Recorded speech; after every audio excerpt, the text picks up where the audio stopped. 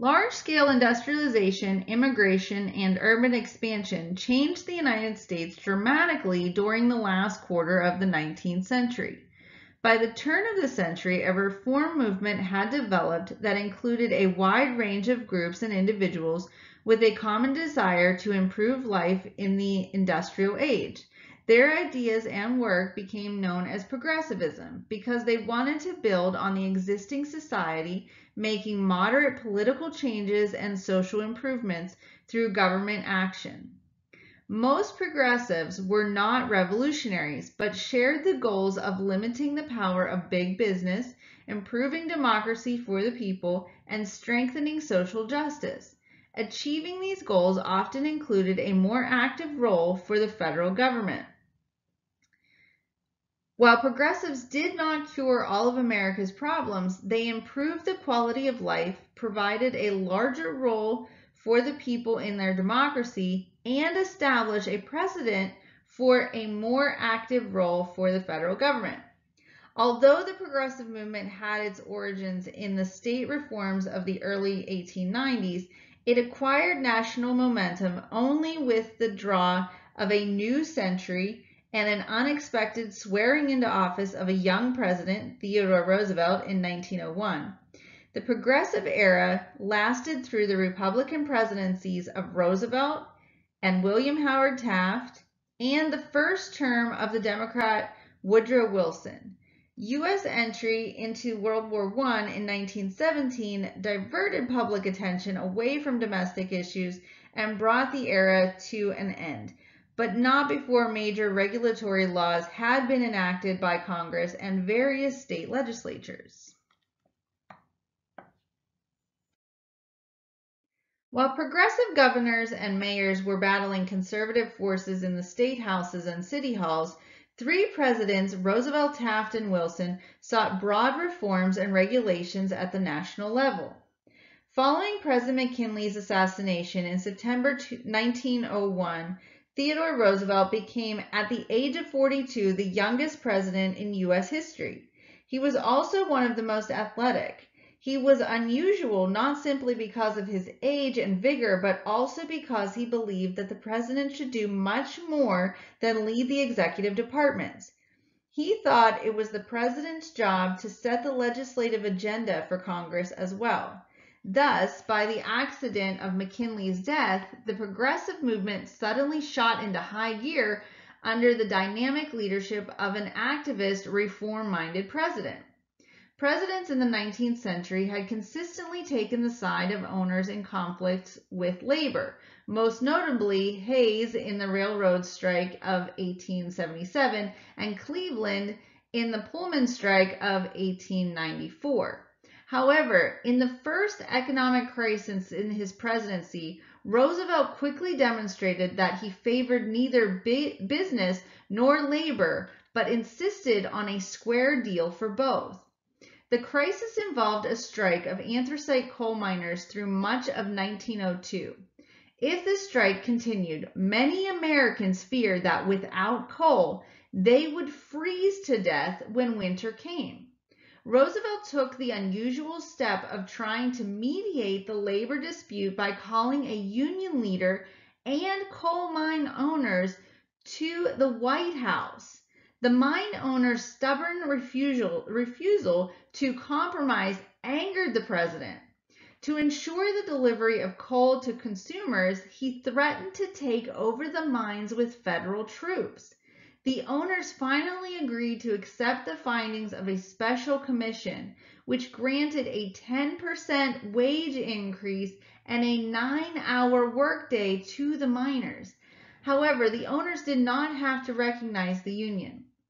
Voters seemed to approve of Roosevelt and his square deal.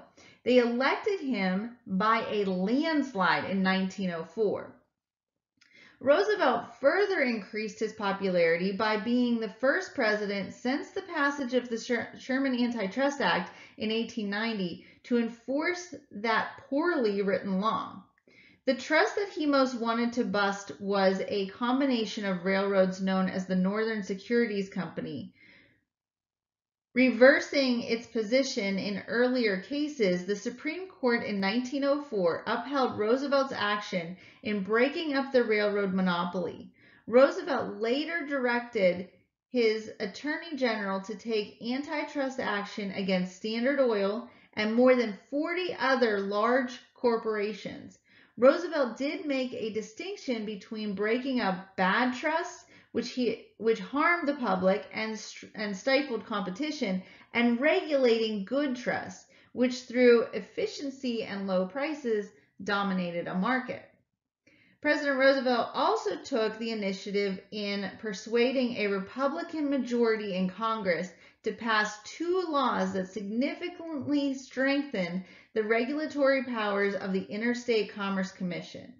Under the Elkins Act in 1903, the ICC had greater authority to stop railroads from granting rebates to favored customers. Under the Hepburn Act of 1906, the Commission could fix just and reasonable rates for railroads.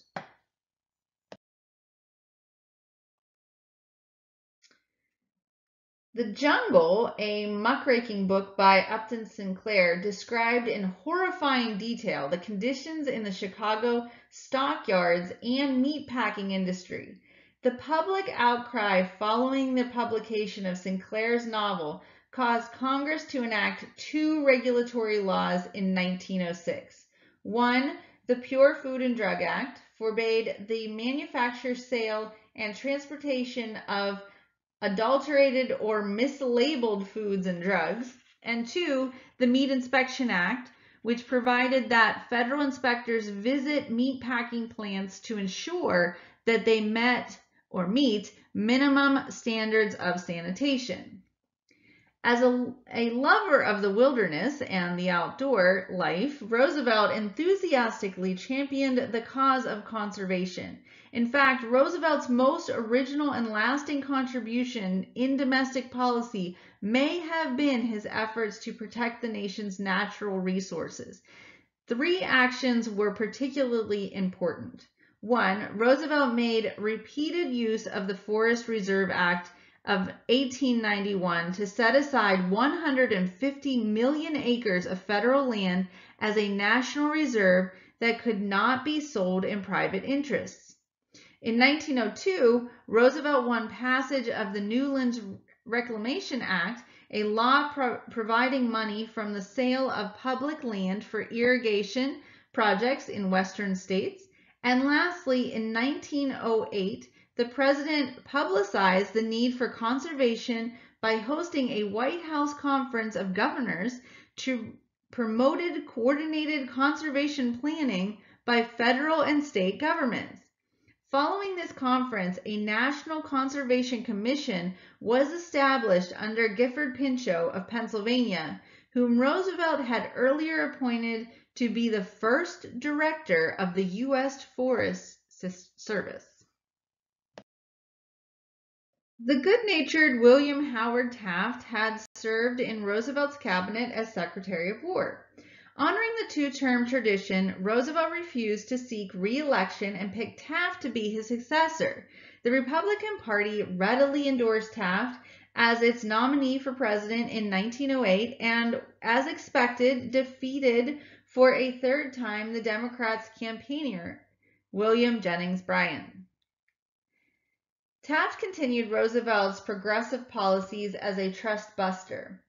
Taft ordered the prosecution of almost twice the number of antitrust cases as his predecessor. Among these cases was one against U.S. Steel, which included a merger approved by then-President Theodore Roosevelt. An angry Roosevelt viewed Taft's action as a personal attack on his integrity.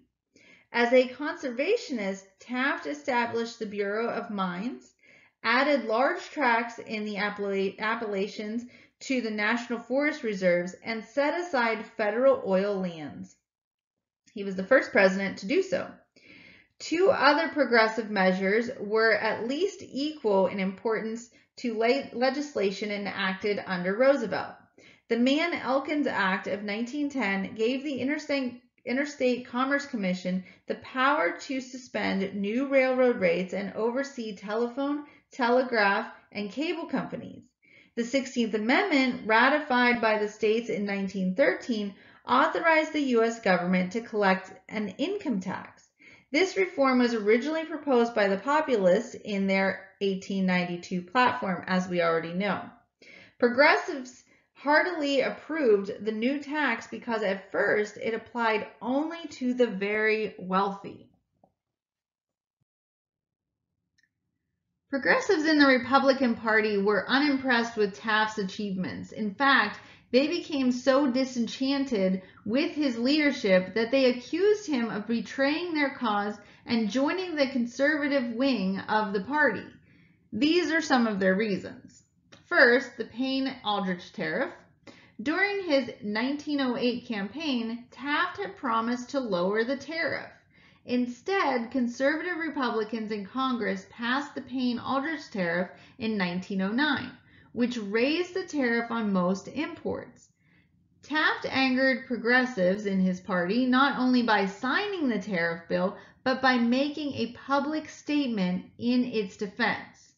Another issue was the Pinchot-Ballinger controversy. The progressives respected the chief of the Forest Service, Gifford Pinchot, as a dedicated conservationist. On the other hand, they distrusted Taft's Secretary of the Interior, Richard Ballinger, especially after he opened public lands in Alaska for private development.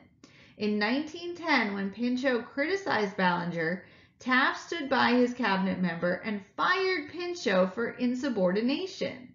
Conservatives applauded and progressives protested. Another issue was the House Speaker Joe Cannon. Taft angered progressive Republicans when he failed to support their effort to reduce the dictatorial powers of Congress's leading conservative, Speaker of the House, Joseph Cannon. And lastly, the midterm elections. Fighting back against his progressive critics, Taft openly supported conservative candidates for Congress in the midterm elections of 1910. It was a serious political mistake. Progressive Republicans from the Midwest easily defeated the candidates endorsed by Taft. After this election, the Republican Party was split wide open between two opposing groups, a conservative faction loyal to Taft and a progressive faction. The latter group of Republicans hoped that their ex-president and hero, Theodore Roosevelt, would agree to become their candidate again in 1912. Let's look at the election of 1912. Reform efforts dominated a campaign that involved four notable presidential candidates.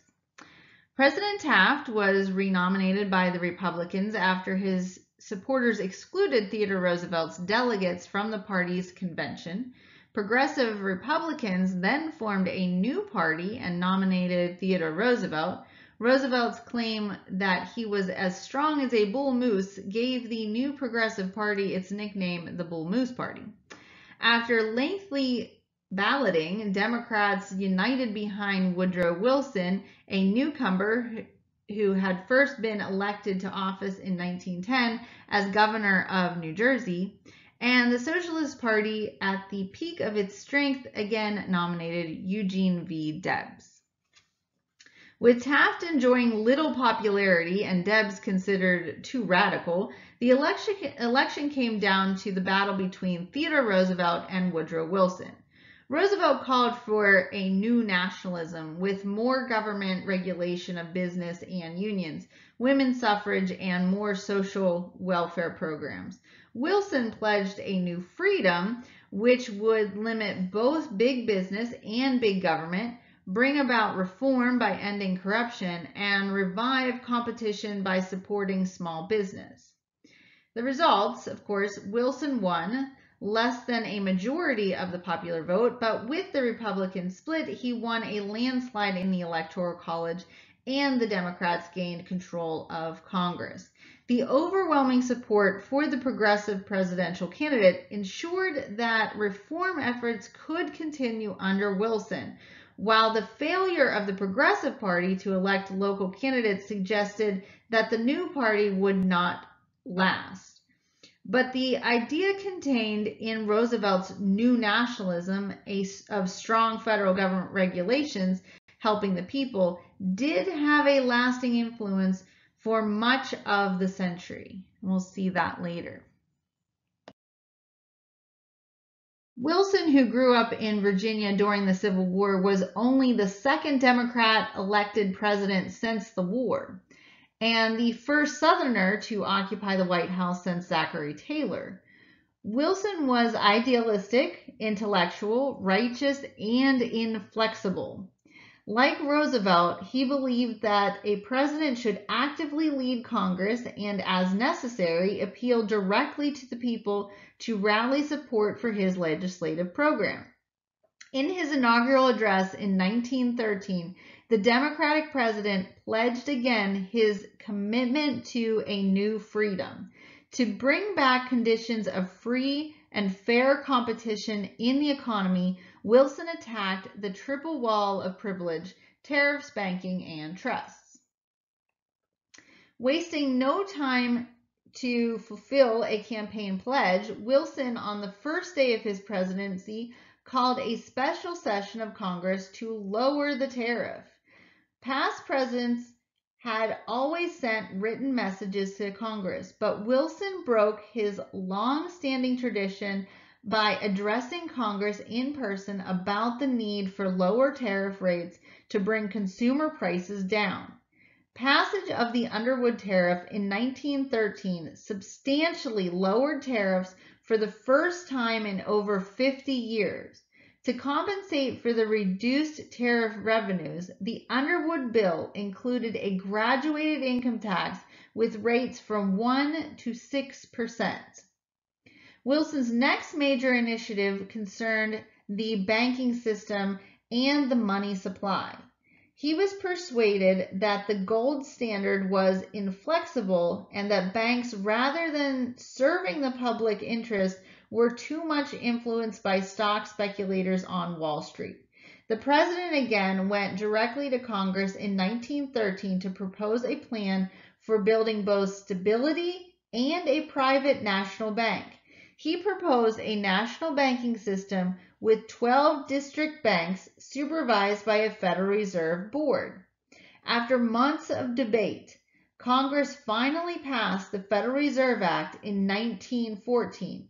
Ever since, Americans have purchased goods and services using the Federal Reserve notes, or what we call dollar bills, issued by federally regulated banking system.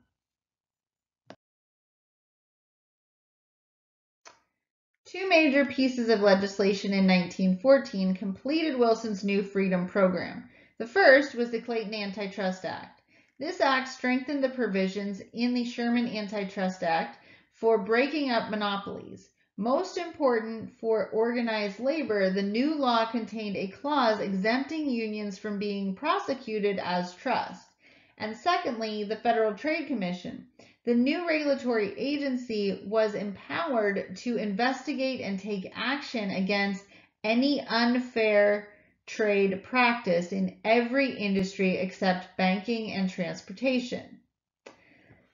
Wilson was at first opposed to any legislation that seemed to favor special interests such as farmers' groups and labor unions. He was finally persuaded, however, to extend his reform program to include the following progressive measures. The first would be the Federal Farm Loan Act. In 1916, 12 regional federal farm loan banks were established to provide farm loans at low interest rates. And the second would be the Child Labor Act.